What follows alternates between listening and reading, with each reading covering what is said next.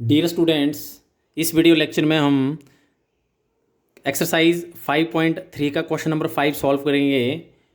Question number 5 है, the first term of an AP is 5, the last term is 45 and the some is 400, find the number of terms and the common difference.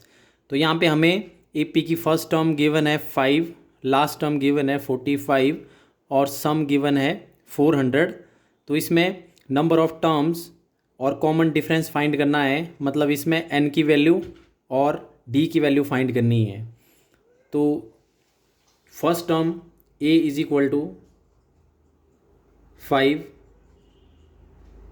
And the last term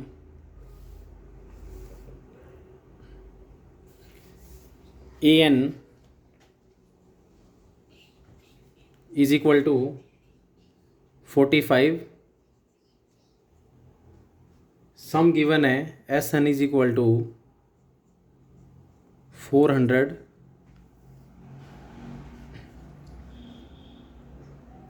तो sum of N terms is equal to N upon 2। क्योंकि यहाँ हमें A N की value given है, तो यहाँ पर हम सम का दूसरा फॉर्मूला अप्लाई करेंगे, that is S N is equal to N upon 2 into A plus A N.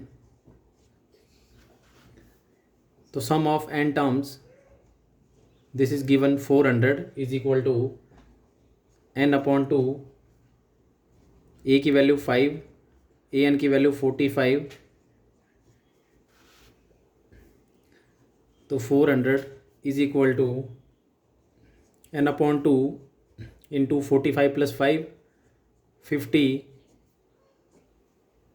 2 से 25 2 ज़ा 50, ये बचेगा 25 एन इज इक्वल टू 400। तो एन की वैल्यू 400 अपॉन 25, 25 1 ज़ा 25 और फिर ये 6 से जाएगा। एन इज इक्वल टू 25 6 जा हो जाएगा 150। तो एन की वैल्यू आएगी यहाँ से 16। तो एन की वैल्यू हमारे पास आएगी ये 16। अब हम डी की वैल्यू फाइंड करेंगे। तो डी के लिए यहाँ पे हम फॉर्मूला यूज़ करेंगे, A N is equal to A plus N minus 1 into D. A N की value 45 is equal to A की वैल्यू 5 प्लस एन की वैल्यू 16 माइनस 1 इंटू डी। 45